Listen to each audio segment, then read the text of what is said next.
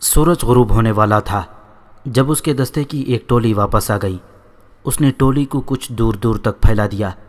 اس نے ہر کسی کو بتا دیا کہ یہ تینوں جاسوس اور تخریب کار ہیں۔ ہو سکتا ہے ان کے ساتھیوں کو معلوم ہو کہ یہ کہاں ہیں اور انہیں چھڑانے کے لیے حملہ کریں۔ ان انتظامات کے بعد وہ آرام کے لیے لیٹ گیا۔ وہ جگہ نشیب و فراز کی تھی۔ اس نے لیٹنے سے پہلے دیکھ لیا تھا کہ اس کے سپاہیوں نے لڑکیوں اور مرد کو کس طرح لٹا دیا ہے۔ وہ خود ایک ٹیلے کے ساتھ لیٹا ہوا جہاں سے وہ اپنے ساتھیوں کو نہیں دیکھ سکتا تھا۔ اس کی آنکھ لگ گئی۔ کچھ دیر بعد اس کی آنکھ کھل گئی۔ اس کے ذہن میں یہ دو لڑکیاں آ گئیں۔ وہ اس سوچ میں کھو گیا کہ یہ کتنی خوبصورت اور بظاہر کیسی معصوم سی لڑکیاں ہیں اور ان سے کتنا غلیظ اور کتنا خطرناک کام کرایا جا رہا ہے۔ اگر یہ کسی مسلمان گھرانے میں پیدا ہوئی ہوتیں تو کسی باعزت گھرانے میں دلہنیں بن کر جاتیں۔ اسے اپنی بیوی یاد آ گئی جو دلہن بن کر اس کے گھر آئی تھی تو انہی کی طرح جوان اور دلکش تھی۔ اپنی بیوی کی یاد اسے رومان انگیز تصورات میں لے گئی۔ اس ویران صحرا میں جہاں وہ موت کے ساتھ آنکھ مچھولی کھیل رہا ہے، ان تصوروں نے اس پر نشہ طاری کر دیا۔ میدان جنگ میں سپاہی ایسے ہی تصوروں اور بڑی ہی دلکش یادوں سے دل بہلایا کرتے ہیں۔ چاندنی نکھر آئی تھی۔ صحرا کی چاندنی بڑی ہی شفاف اور خنک ہوا کرتی تھی۔ اس کی خنکی میں ایسا تاثر ہوتا ہے جو ذہن اور دل سے موت کے خوف کو دھو ڈالتا ہے۔ عطاءالہاشم اٹھا اور اس انداز سے خرامہ خرامہ اس جگہ گیا جہاں لڑکیاں سوئی ہوئی تھیں، جیسے وہ حفاظت انتظام کا معائنہ کرنے جا رہا ہو۔ وہ اکٹھی سو رہی تھیں۔ ان کے ارد گرد سپاہی سوئے ہوئے تھے۔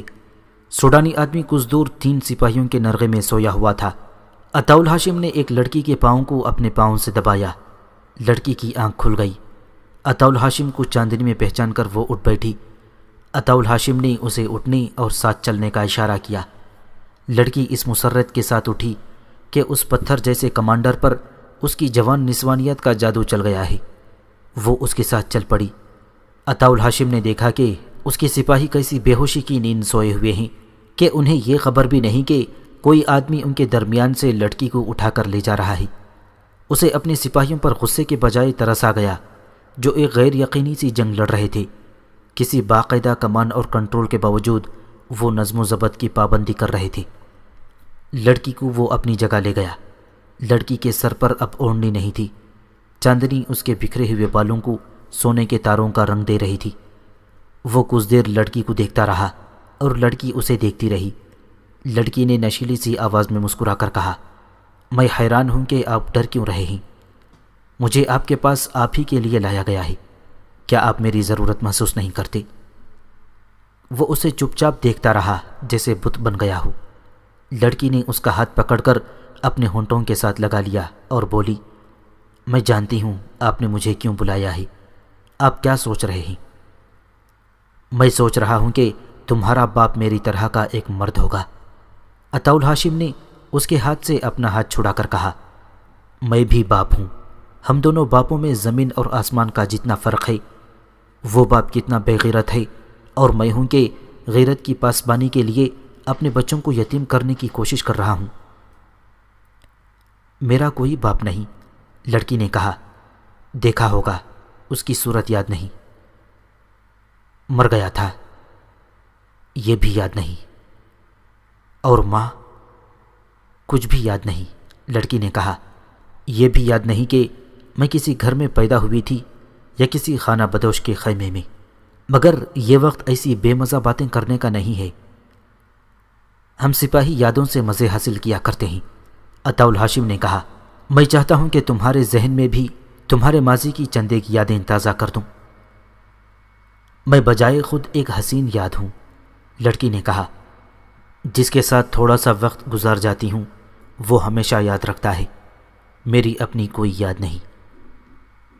اپنے آپ کو حسین نہیں، ایک غلیظ یاد کہو، عطاءالہاشم نے کہا۔ مجھے تمہارے جسم سے سلیبیوں کے، سوڈانیوں کے، مسلمانوں کے اور بڑے ہی غلیظ انسانوں کے گناہوں کی بو آ رہی ہے۔ تم میرے قریب آؤ گی تو مجھے متلی آ جائے گی۔ تمہیں کوئی مرد یاد نہیں رکھتا۔ تم جیسی لڑکیوں کے شکاری آج یہاں اور کل وہاں ہوتے ہیں۔ دوسرا شکار مل جاتا ہے تو پہلے کو بھول جاتے ہیں۔ تمہارا یہ حسن چند دنوں کا مہمان ہے۔ تم میری قید میں ہو۔ میں تمہارا یہ چہرہ اسی وقت سزا کے طور پر زخمی کر کے ہمیشہ کے لیے مکروہ بنا سکتا ہوں، مگر ایسی ضرورت نہیں۔ یہ صحرا، شراب، حشیش اور بدکاری تمہیں سال کے اندر اندر مرجھایا ہوا پھول بنا دے گی، جسے لوگ اٹھا کر باہر پھینک دیں گے۔ یہ سلیبی اور یہ سوڈانی تمہیں بھیک مانگنے کے لیے باہر نکال دیں گے۔ تم بڑے ہی گھٹیا انسانوں کے لیے تفریح کا ذریعہ بن جاؤ گی۔ عطاء الہاشم کے لہجے میں ایسا ٹھہراؤ اور ایسا تاثر تھا کہ لڑکی کی ذہنی کیفیت میں ہلچل سی پیدا ہو گئی۔ یہ مسلمان کمانڈر کہہ رہا تھا، میری ایک بیٹی ہے جو تم سے 2-3 سال چھوٹی ہوگی۔ اس کی شادی ایک باعزت جوان کے ساتھ ہوگی جو میری طرح کمر میں تلوار لٹکا کر بڑی اچھی نسل کے گھوڑے پر سوار ہوا کرے گا۔ وہ میری طرح میدان جنگ کا شہزادہ ہوگا۔ میری بیٹی دلہن بنے گی، اپنے خاوند کے دل میں اور اس کے گھر میں راج کرے گی۔ لوگ میری بیٹی کو ایک نظر دیکھنا چاہیں گے مگر دیکھ نہیں سکیں گے۔ میں بھی اس پر فخر کیا کروں گا، اور اس کا خاوند اس کے ساتھ اتنی محبت کرے گا کہ وہ بوڑھی ہو جائے گی تو بھی محبت ختم نہیں ہوگی، بڑھے گی۔ تمہیں دیکھنے کے لیے کوئی بھی بےتاب نہیں ہوتا، کیونکہ تم ایک ننگا بھید ہو۔ تمہاری عزت کسی کے دل میں نہیں، اور کوئی بھی نہیں جو تمہیں محبت کے قابل سمجھے گا۔ آپ میرے ساتھ ایسی باتیں کیوں کر رہے ہیں؟ لڑکی نے ایسی آواز میں پوچھا جو اس کی اپنی نہیں لگتی تھی۔ میں تمہیں یہ بتانا چاہتا ہوں کہ تم جیسی بیٹیاں مقدس ہوتی ہیں، عطاء الہاشم نے جواب دیا۔ ہم مسلمان لوگ بیٹی کو اللہ کا پیغام سمجھتے ہیں۔ اگر تم عصمت اور مذہب کے معنی سمجھ لو تو تم پر اللہ کی رحمت برس جائے، مگر تم سمجھ نہیں سکو گی، کیونکہ تم اس محبت سے واقف نہیں جو روح کی گہرائیوں تک پہنچا کرتی ہے۔ تم بد نصیب ہو، تم نے مردوں کی ہوس دیکھی ہے، محبت نہیں دیکھی۔ عطاء الہاشم آہستہ آہستہ بولتا رہا۔ اس کے لب و لہجے اور انداز کا اپنا ایک تاثر تھا، لیکن لڑکی اس پر حیران ہو رہی تھی کہ یہ بھی دوسرے مردوں کی طرح مرد ہے، مگر اس نے اس کے حسن کو ذرہ بھر اہمیت نہیں دی۔ عطاء الہاشم جذباتی لحاظ سے پتھر بھی نہیں تھا، وہ تو سرتاپا جذبات میں ڈوبا ہوا تھا۔ لڑکی نے بےتاب سا ہو کر کہا، آپ کی باتوں میں ایسا نشہ اور خمار ہے جو میں نے شراب اور حشیش میں نہیں پایا۔ مجھے آپ کی کوئی بھی بات سمجھ نہیں آ رہی، لیکن ہر ایک بات دل میں اترتی جا رہی ہے۔ لڑکی ذہین تھی، اس قسم کی تقریب کاری کے لیے ذہین ہونا لازمی تھا۔ مردوں کو انگلیوں پر نچانے کی اسے بچپن سے ٹریننگ دی گئی تھی، مگر اس مرد نے اس ناگن کا ذہن مار دیا۔ اس نے عطاء الہاشم سے بہت سی باتیں پوچھیں جن میں سے کچھ مذہب سے تعلق رکھتی تھیں۔ اس کے لہجے اور انداز میں اب پیشہ ورانہ اداکاری نہیں تھی، وہ اپنے قدرتی رنگ میں باتیں کر رہی تھی۔ اس نے پوچھا، مجھے آپ لوگ کیا سزا دیں گے؟ میں تمہیں کوئی سزا نہیں دے سکتا، عطاء الہاشم نے کہا۔ کل صبح تمہیں اپنے سالار اعظم کے حوالے کر دوں گا۔ وہ میرے ساتھ کیا سلوک کرے گا؟ جو ہمارے قانون میں لکھا ہے۔ آپ مجھ سے نفرت کرتے ہیں؟ نہیں، میں نے سنا ہے کہ مسلمان ایک سے زیادہ بیویاں رکھتے ہیں، لڑکی نے کہا۔ اگر آپ مجھے اپنی بیوی بنا لیں تو میں آپ کا مذہب قبول کر کے ساری عمر آپ کی خدمت کروں گی۔ میں تمہیں بیٹی بنا سکتا ہوں، بیوی نہیں، عطاء الہاشم نے کہا، کیونکہ تم میرے ہاتھوں میں مجبور ہو، تم میری پناہ میں بھی ہو اور میری قید میں بھی۔ وہ باتوں میں مصروف تھے۔ لڑکی کا ساتھی مرد 3 سپاہیوں کے نرغے میں لیٹا ہوا تھا، مگر وہ جاگ رہا تھا۔ اس نے عطاء الہاشم کو دیکھ لیا تھا کہ وہ لڑکی کو جگا کر لے گیا ہے۔ وہ خوش تھا کہ لڑکی عطاء الہاشم کو چکمہ دے کر قتل کر دے گی یا اسے یہاں سے کہیں دور لے جائے گی۔ وہ لیٹا ہوا لڑکی کی واپسی کا انتظار کرتا رہا۔ بہت دیر بعد اس نے سپاہیوں کو دیکھا، وہ بے ہوش ہو کے سوئے ہوئے تھے۔ انہیں بے ہوش ہونا ہی تھا، کیونکہ اس سوڈانی نے شام کے بعد ان سپاہیوں سے گپ شپ شروع کر دی تھی اور انہیں ہنستے کھیلتے حشیش پلا دی تھی۔ اس سے حشیش کی ایک پوٹلی تو برآمد کر لی گئی تھی، لیکن اس نے تھوڑی حشیش اپنے چوغے میں کہیں رکھی تھی۔ وہاں سے نکال کر اس نے 3 سپاہیوں کو پلا دی، اور چونکہ اس نشے کے عادی نہیں تھے اس لیے بے ہوشی کی نیند سو گئے۔ یہ سوڈانی رات کو بھاگنے کی جتن کر رہا تھا۔ اس نے دیکھا کہ لڑکی عطاء الہاشم کے پاس بیٹھی ہوئی ہے اور بہت دیر گزر گئی ہے، تو وہ سمجھا کہ لڑکی اس مسلمان کمانڈر کو دور نہیں لے جا سکی۔ لہٰذا اس شخص کو یہیں ختم کر دیا جائے۔ وہ واپس گیا اور سوئے ہوئے سپاہیوں میں سے ایک کی کمان اور ترکش میں 3-4 تیر لے آیا تھا۔ راستے میں چند فٹ اونچی جگہ تھی جس کی اوٹ میں وہ عطاء الہاشم کو نظر نہیں آ سکتا تھا۔ وہ اس لیے بھی نظر نہیں آ سکتا تھا کہ اس طرف عطاء الہاشم کی پیٹھ تھی، لڑکی کا منہ ادھر ہی تھا، لیکن وہ اپنے آدمی کو نہیں دیکھ سکی تھی۔ وہ آدمی تیر و کمان لے کر آیا تو لڑکی کو چاندنی میں اس کا سر اور کندھے نظر آئی، پھر اسے کمان نظر آئی۔ عطاء الہاشم اپنی موت سے بے خبر بیٹھا تھا۔ اس کا خنجر نیام میں پڑا ہوا تھا اور نیام قریب ہی رکھی تھی۔ لڑکی نے نیام اٹھا کر خنجر نکال لیا۔ عطاء الہاشم جھپٹ کر اس سے خنجر چھیننے ہی لگا تھا کہ لڑکی نے نہایت تیزی سے گھٹنوں کے بل ہو کر اپنے آدمی پر پوری طاقت سے خنجر پھینکا۔ فاصلہ چند گز تھا، ادھر سے آہ کی آواز نکلی۔ خنجر سوڈانی کی شہ رگ میں اتر گیا اور اس نے زخمی ہوتے ہی تیر چلا دیا تھا۔ نشانہ چوک جانا ضروری تھا۔ تیر کا زناٹا عطاء الہاشم کے قریب سے گزرا اور دھک کی آواز سنائی دی۔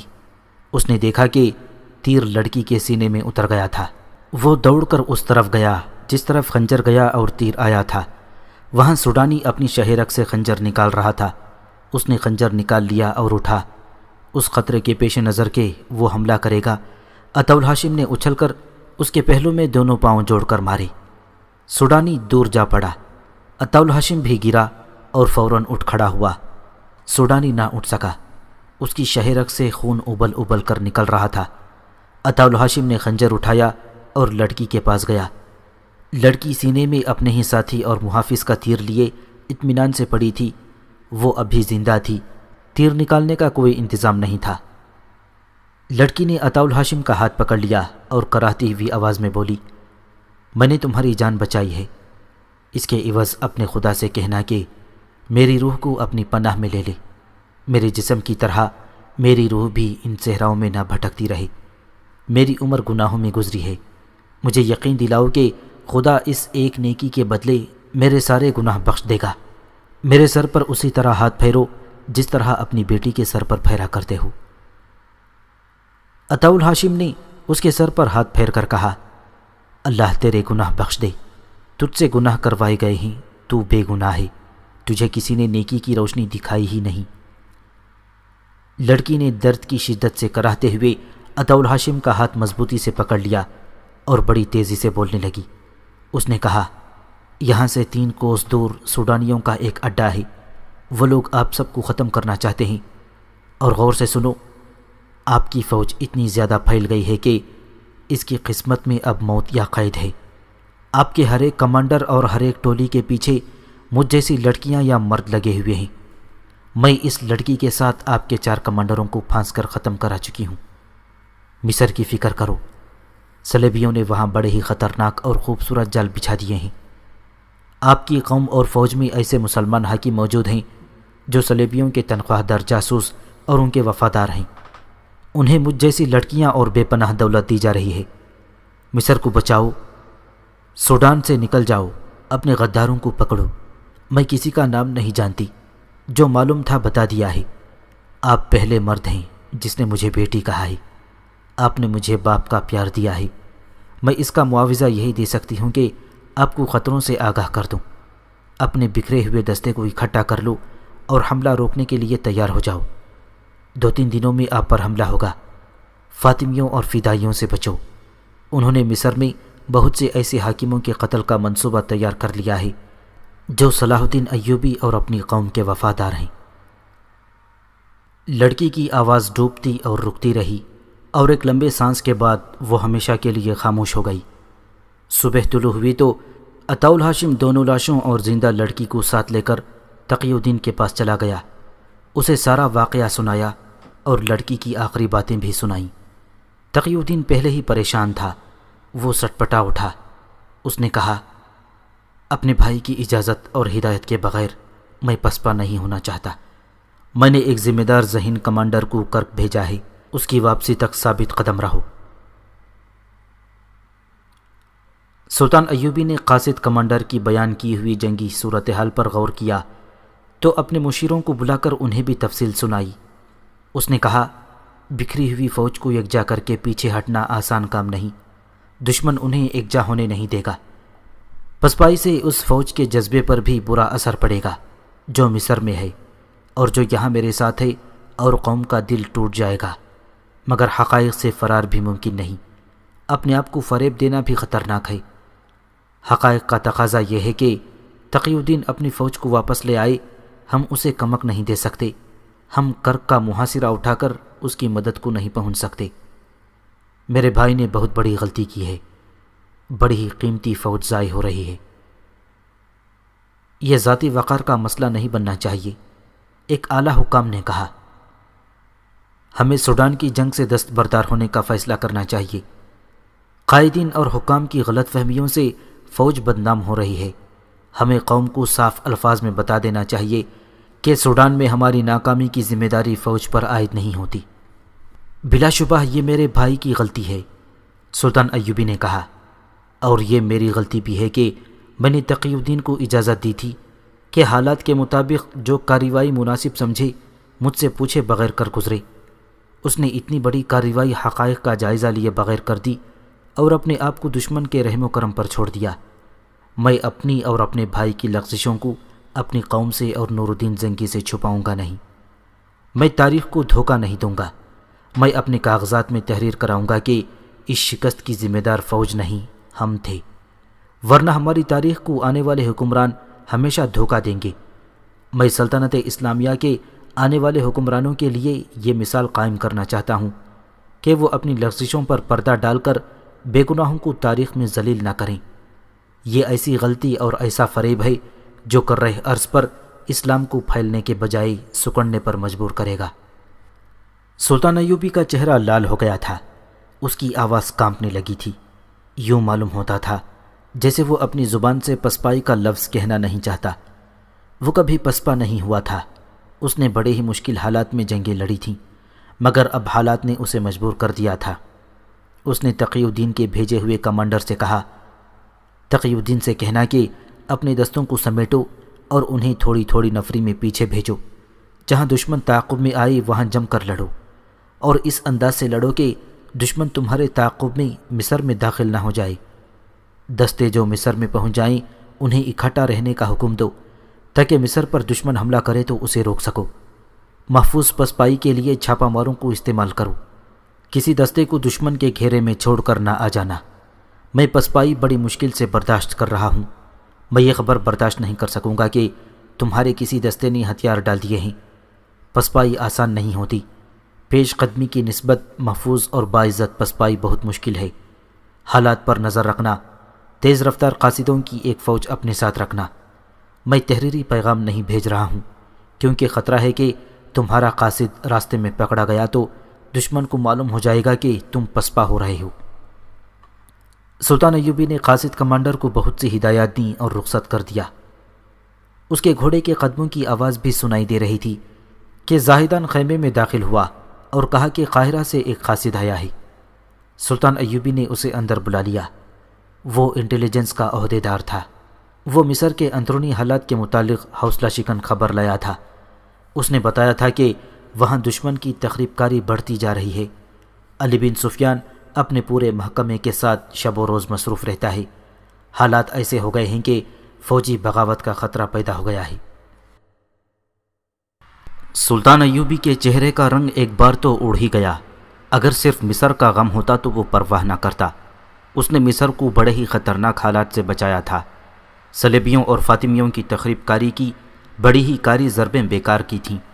سمندر کی طرف سے صلیبیوں کا بڑا ہی شدید حملہ روکا تھا۔ خلیفہ تک کو معزول کر کے نتائج کا سامنا دلیری اور کامیابی سے کیا تھا، مگر اب کرک کو محاصرے میں لے کر وہ وہاں پاپ جولاں ہو گیا تھا۔ وہاں سے اس کی غیر حاضری میدان جنگ کا پانسا اس کے خلاف پلٹ سکتی تھی۔ کرک کے محاصرے کے علاوہ اس نے قلعے کے باہر صلیبیوں کی فوج کو گھیرے میں لے رکھا تھا۔ یہ فوج گھیرا توڑنے کی کوشش میں حملے پر حملے کیے جا رہی تھی۔ وہاں خون ریز جنگ لڑی جا رہی تھی۔ سلطان ایوبی اپنی خصوصی چالوں سے دشمن کے لیے آفت بنا ہوا تھا۔ ایسی جنگ اس کی نگرانی کے بغیر نہیں لڑی جا سکتی تھی۔ ادھر سوڈان کی صورتحال نے بھی مصر کو خطرے میں ڈال دیا تھا۔ یہ ایک اضافی مسئلہ پیدا ہو گیا تھا۔ سلطان ایوبی کو یہ خطرہ نظر آ رہا تھا کہ تقی الدین نے بھاگنے کے انداز سے پسپائی کی تو دشمن کی فوج اس کی فوج کو وہیں ختم کر دے گی اور سیدھی مصر میں داخل ہو جائے گی۔ مصر میں جو فوج تھی وہ حملہ روکنے کے لیے کافی نہیں تھی۔ ادھر کرک کے محاصرے کی کامیابی یا جلدی کامیابی مخدوش نظر آ رہی تھی۔ دونوں محاذوں کی کیفیت میں مصر میں بغاوت کے خطرے کی خبر ایسی چوٹ تھی جس نے سلطان ایوبی کے پاؤں ہلا دیے۔ وہ کچھ دیر سر جھکائے ہوئے خیمے میں ٹہلتا رہا، پھر اس نے کہا، میں صلیبیوں کی تمام تر فوج کا مقابلہ کر سکتا ہوں، اس فوج کا بھی جو انہوں نے یورپ میں جمع کر رکھی ہے، مگر میری قوم کے یہ چندے غدار مجھے شکست دے رہے ہیں۔ کفار کے یہ ہواری اپنے آپ کو مسلمان کیوں کہلاتے ہیں؟ وہ غالباً یہ جانتے ہیں کہ انہوں نے مذہب تبدیل کر لیا تو عیسائی انہیں یہ کہہ کر دھتکار دیں گے کہ تم غدار ہو، ایمان فروش ہو، اپنے مذہب میں رہو، ہم سے اجرت لو اور اپنی قوم سے غداری کرو۔ وہ خاموش ہو گیا۔ اس کے خیمے میں جو افراد موجود تھے وہ بھی خاموش تھے۔ سلطان ایوبی نے سب کو باری باری دیکھا اور کہا، خدا ہم سے بڑا ہی سخت امتحان لینا چاہتا ہے۔ اگر ہم ثابت قدم رہے تو ہم خدا کے حضور سرخرو ہوں گے۔ اس نے اپنے ساتھیوں کا حوصلہ بڑھانے کے لیے یہ بات کہہ دی، لیکن اس کا چہرہ بتا رہا تھا کہ اس پر گھبراہٹ طاری ہے جسے وہ چھپانے کی کوشش کر رہا ہے۔ سلطان ایوبی کو اتنا ہی بتایا گیا تھا کہ مصر میں بغاوت کا خطرہ ہے اور صلیبیوں کی تخریب کاری بڑھتی جا رہی ہے۔ اسے تفصیلات نہیں بتائی گئی تھیں۔ تفصیلات بڑی ہی خوفناک تھیں۔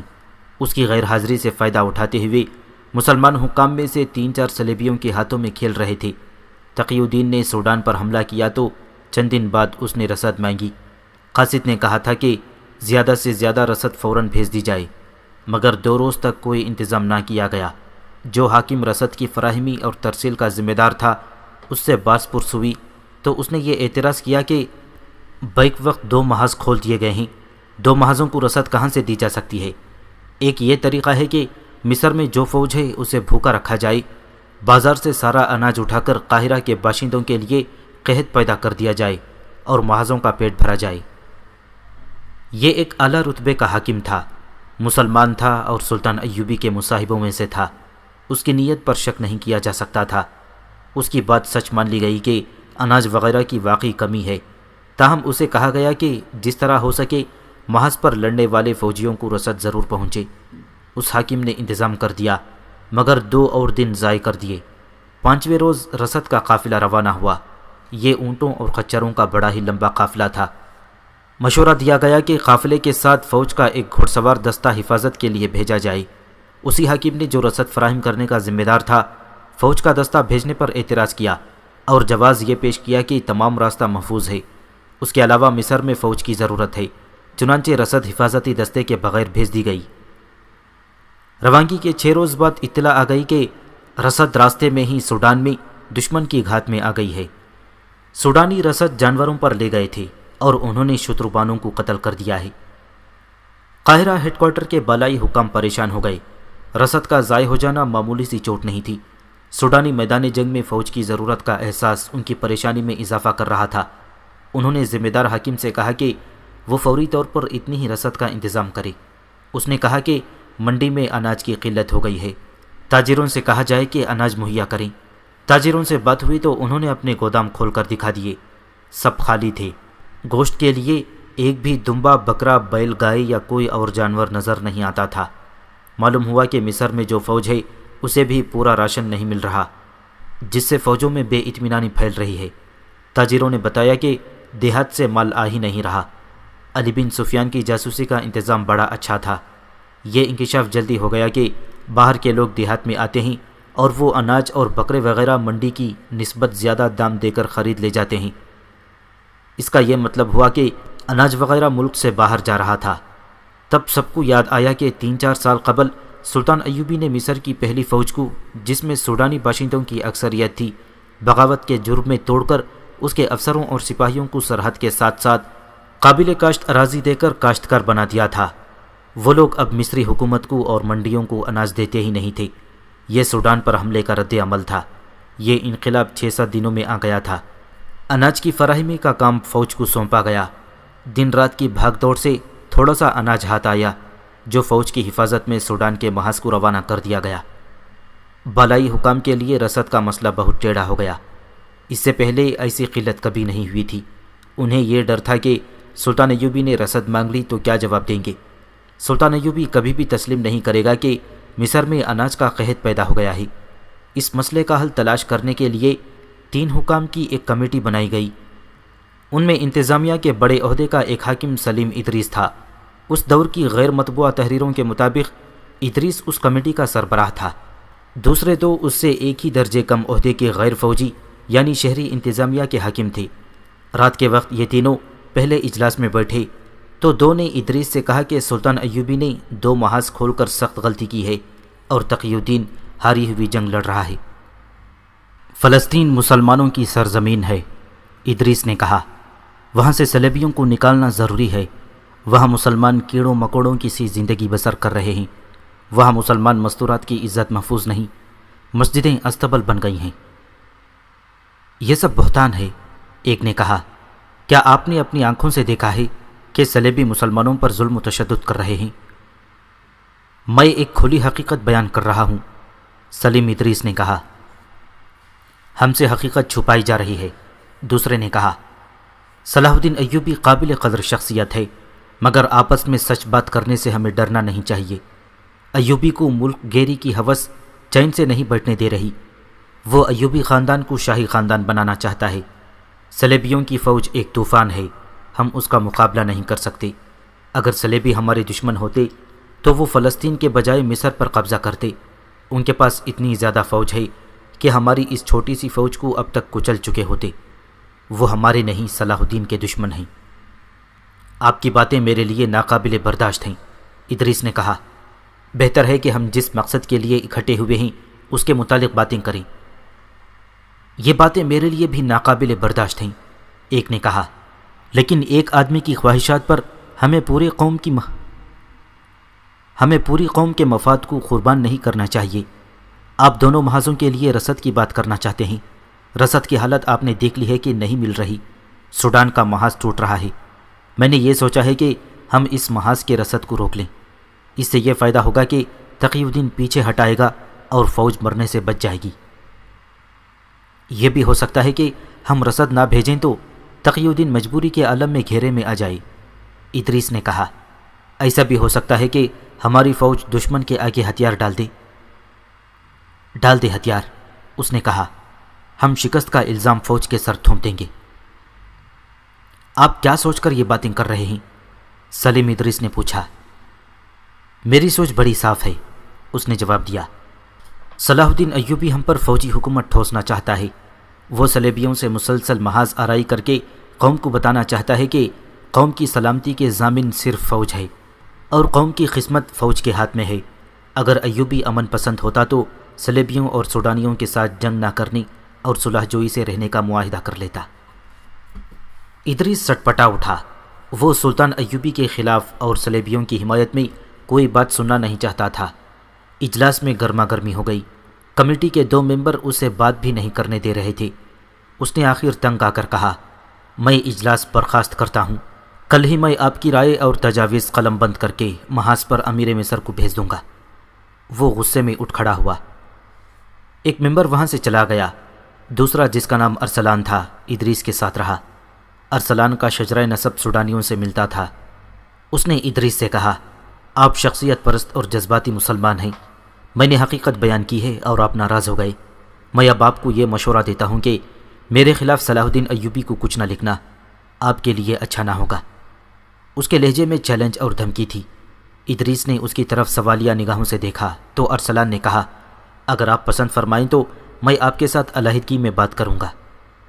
یہیں بات کر لو، ادریس نے کہا۔ میرے گھر چلیں، ارسلان نے کہا۔ کھانا میرے ساتھ کھائیں، مگر یہ خیال رکھیں کہ یہ ملاقات ایک راز ہوگی۔ ادریس اس کے ساتھ اس کے گھر چلا گیا۔ اندر گیا تو اسے یوں لگا جیسے کسی بادشاہ کے محل میں آ گیا ہو۔ ارسلان اتنی زیادہ اونچی حیثیت کا حاکم نہیں تھا۔ دونوں کمرے میں بیٹھے ہی تھے کہ ایک خوبصورت لڑکی نہایت خوبصورت سراہی اور چاندی کے 2 پیالے چاندی کے گول تھال میں رکھے ہوئے اندر آئی اور ان کے آگے رکھ دیا۔ ادریس نے بو سے جان لیا کہ یہ شراب ہے۔ اس نے پوچھا، ارسلان، تم مسلمان ہو اور شراب پیتے ہو؟ ارسلان مسکرا دیا اور بولا، ایک گھونٹ پی لیں، آپ اس حقیقت کو سمجھ جائیں گے جو میں آپ کو سمجھانا چاہتا ہوں۔ دو سوڈانی حبشی اندر آئی، ان کے ہاتھوں میں چمکتی ہوئی تشتریوں میں کھانا تھا۔ کھانا لگ چکا تو ادریس حیرت سے ارسلان کو دیکھنے لگا۔ ارسلان نے کہا، حیران نہ ہوں محترم ادریس، یہ شان و شوکت آپ کو بھی مل سکتی ہے۔ میں بھی آپ کی طرح پارسا ہوا کرتا تھا، مگر اب اس طرح کی دو لڑکیاں میرے گھر میں ہیں۔ دمشق اور بغداد کے امیروں اور وزیروں کے گھروں میں جا کر دیکھو، انہوں نے اس طرح کی حسین اور جوان لڑکیوں سے حرم بھر رکھے ہیں۔ وہاں شراب بہتی ہے۔ یہ لڑکیاں، یہ دولت اور یہ شراب صلیبیوں کی کرم نوازیاں ہیں۔ ادریس نے کہا، عورت اور شراب نے سلطنت اسلامیہ کی جڑیں کھوکھلی کر دی ہیں۔ آپ صلاح الدین ایوبی کے الفاظ میں باتیں کرتے ہیں۔ ارسلان نے کہا، یہی آپ کی بدنصیبی ہے۔ تم کیا کہنا چاہتے ہو؟ ادریس نے جھنجھلا کر پوچھا۔ مجھے شک ہے کہ تم صلیبیوں کے جال میں آ گئے ہو۔ میں فوج کا غلام نہیں بننا چاہتا، ارسلان نے کہا۔ میں فوج کو غلام بنانا چاہتا ہوں۔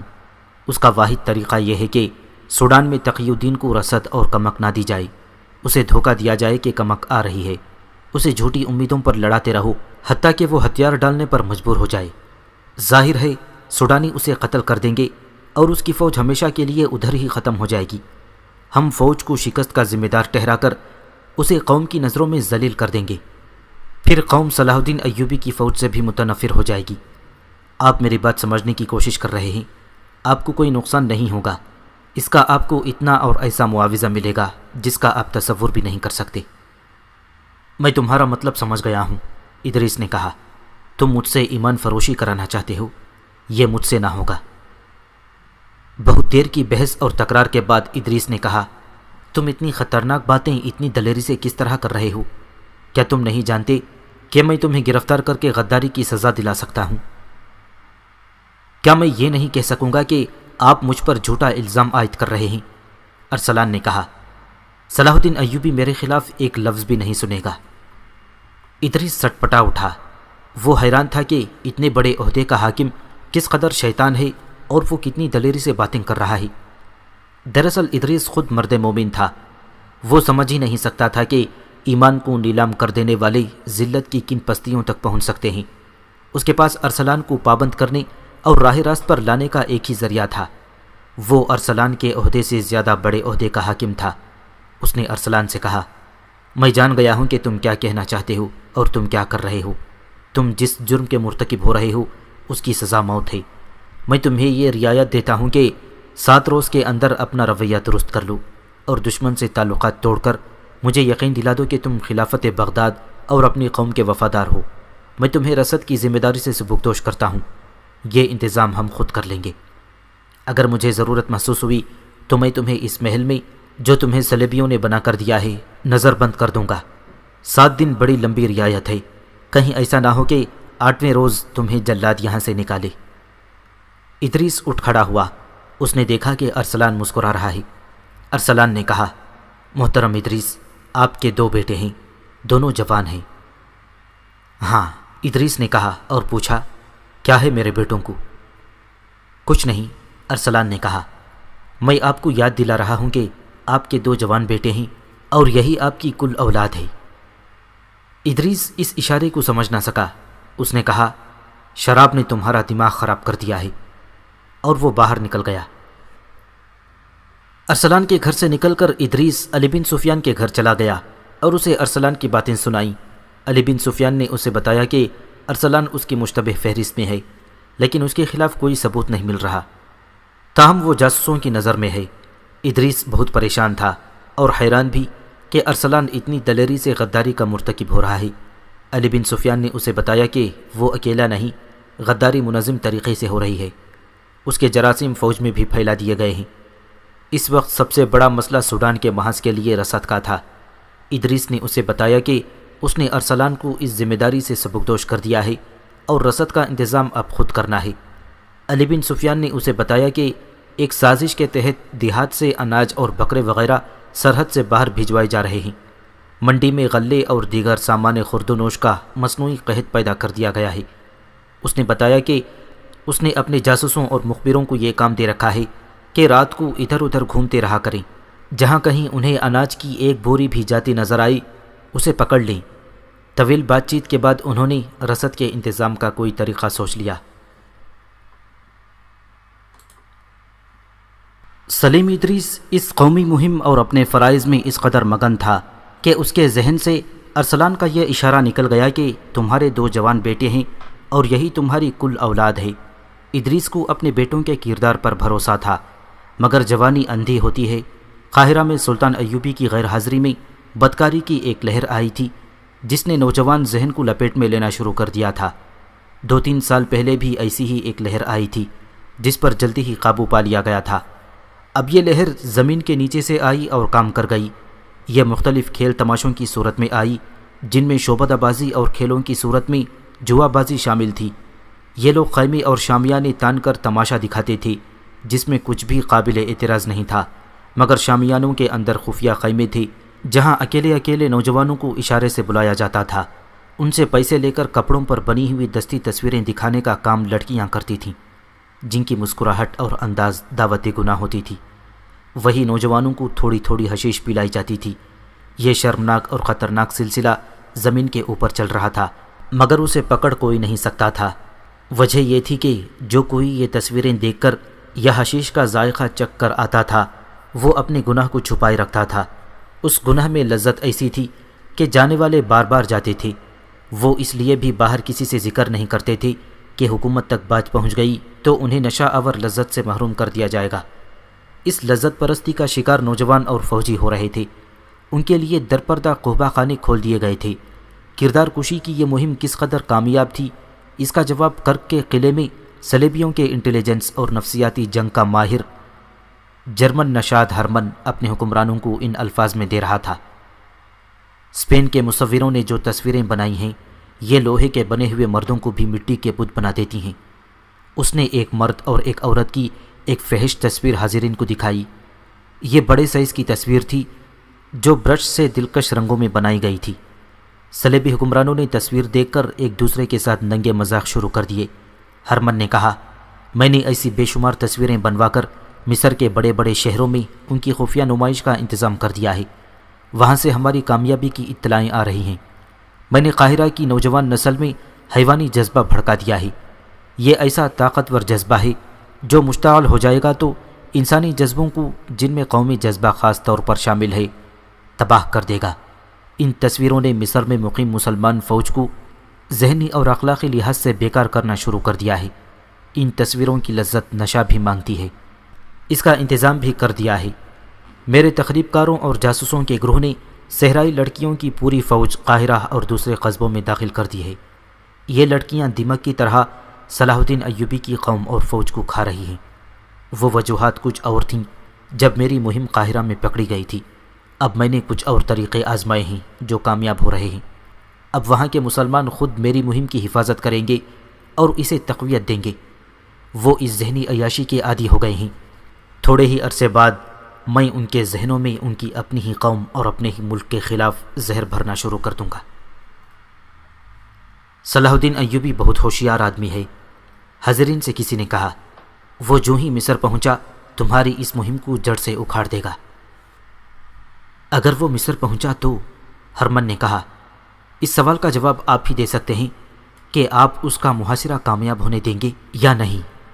بے شک اس نے ریمانڈ کی فوج کو قلعے سے باہر گھیرے میں لے رکھا ہے اور قلعہ اس کے محاصرے میں ہے، لیکن یہ گھیرا اور یہ محاصرہ اسی کے لیے نقصان کا باعث بن سکتا ہے۔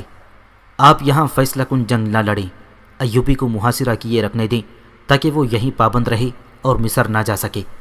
سوڈان میں ہمارے کمانڈروں نے تقی الدین کی فوج کو نہایت کامیابی سے بکھیر دیا ہے۔ وہ اب نہ لڑ سکتا ہے نہ وہاں سے نکل سکتا ہے۔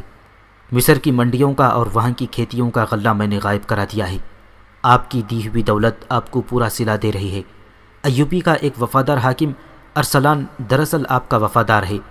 وہ ہمارے ساتھ پورا تعاون کر رہا ہے۔ اس کے کچھ اور ساتھی بھی ہمارے ساتھ ہیں۔ ارسلان کو کتنا معاوضہ دیا جا رہا ہے؟ فلپ اگسٹس نے پوچھا۔ جتنا ایک مسلمان حاکم کا دماغ خراب کرنے کے لیے کافی ہوتا ہے، ہرمن نے جواب دیا۔ عورت اور شراب، دولت اور حکومت کا نشہ کسی بھی مسلمان کا ایمان خرید سکتا ہے۔ وہ میں نے خرید لیا ہے۔ میں آپ کو یہ بتا رہا تھا کہ اب صلاح الدین ایوبی مصر جائے گا تو اسے وہاں کی دنیا بدلی ہوئی نظر آئے گی۔ وہ جس نوجوان نسل کی بات فخر سے کہتا تھا وہ مسلمان ہوتے ہوئے اسلام کے لیے بیکار ہوگی۔ اس کی سوچیں اور اس کا کردار ہمارے ہاتھ میں ہوگا۔ یہ نسل جنسی جذبے کی ماری ہوئی ہوگی۔ یہی حال اس فوج کا ہوگا جسے وہ مصر چھوڑ آیا ہے۔ اس فوج میں میرے تخریب کاروں نے اتنی زیادہ بے اطمینانی پھیلا دی ہے کہ وہ بغاوت سے بھی گریز نہیں کریں گے۔ میں آج یہ دعویٰ وثوق سے کر سکتا ہوں کہ آپ سے پہلے میں اپنا محاذ ختم کر چکا ہوں گا۔ دشمن کے کردار اور اخلاق کو تباہ کر دینے سے فوجوں کے حملوں کی ضرورت باقی نہیں رہتی۔ ہرمن کی اس حوصلہ افزا رپورٹ پر صلیبی حکمران بہت خوش ہوئے۔ فلپ اگسٹس نے وہی عزم دہرایا جس کا اظہار وہ کئی بار کر چکا تھا۔ اس نے کہا، ہماری لڑائی صلاح الدین ایوبی سے نہیں، اسلام سے ہے۔ ایوبی بھی مر جائے گا، ہم بھی مر جائیں گے، لیکن ہمارا جذبہ اور عزم زندہ رہنا چاہیے تاکہ اسلام بھی مر جائے اور دنیا پر صلیب کی حکمرانی ہو۔ اس کے لیے یہ ضروری تھا کہ ایسا محاذ کھولا جائے جس سے مسلمانوں کے نظریات اور کردار پر حملہ کیا جائے۔ میں ہرمن کو خراج تحسین پیش کرتا ہوں کہ اس نے محاذ نہ صرف کھول دیا ہے بلکہ حملہ کر کے ایک حد تک کامیابی بھی حاصل کر لی ہے۔